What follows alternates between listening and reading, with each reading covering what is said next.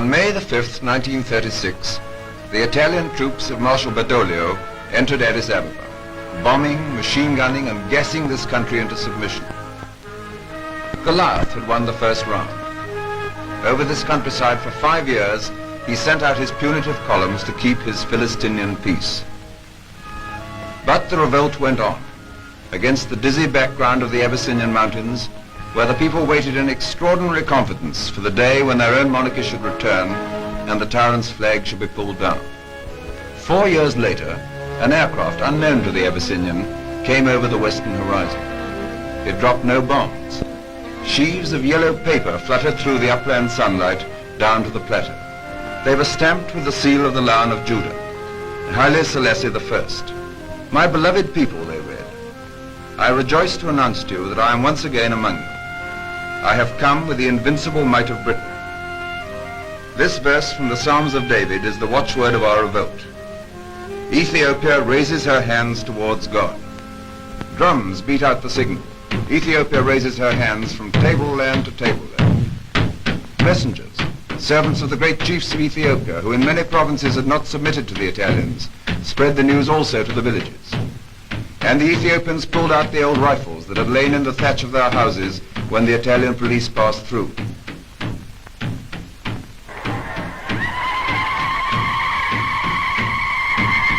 They saddled their horses and mules, harnessed them in the fierce bits of war and hurried to the chieftain's camp.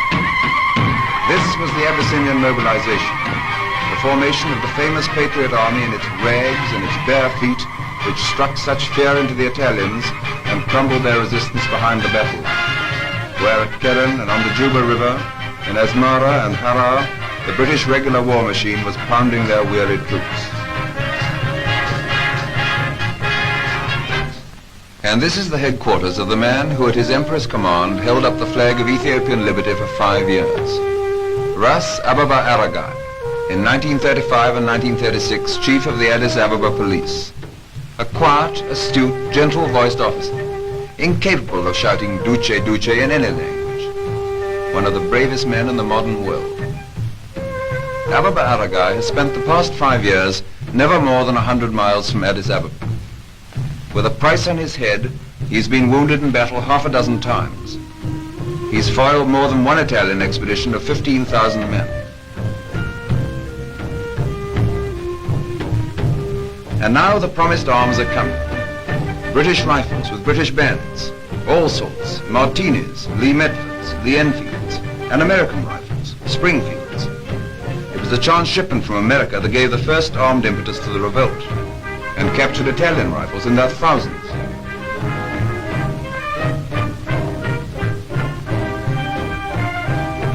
Few lost lessons in guerrilla warfare from the Ras Ababa Aragai. Don't be foolish, he says, as many of you were in 1935 and 1936. Don't go en masse in front of their machine guns. In 5 years, we've learned a lesson or two in mountain fighting. The night attack, the war of nerves, and of unnerving shrieks in the dark. The war of light hand grenades stolen from the Italians. The attack on the flank, the ambush from the stone sangre. That long hair on your heads is the badge of the Arbenya, the Ethiopian guerrilla fighter. It is the outward sign of your form as irregular soldiers. Now into the lorries, troops, rifles, bayonets, provisions and all. And we'll show the Italians what we mean by Ethiopian independence. The Patriot armies whip up their arms, food and drink. Beer made of Abyssinian barley, called tala, and mead made of Abyssinian honey, called tej. Meanwhile, the Ras gives orders to his staff. The women bring small sacks of millet to cook cakes, and the dried peas called shimbara that are Ethiopia's hardest rations. The women and the children are going to battle with the men. The little boy carries his father's rifle until the moment when father thinks that he can draw a bead on an itai. If father dies, then the rifle belongs to the little boy. Mother and son will give father a good Christian burial on the battlefield. They're stoical, but they're optimistic also. Perhaps, they think, it'll be the Italian who will lie stiff under our independent African stars. And then we'll have another rifle in the family for little brother to carry.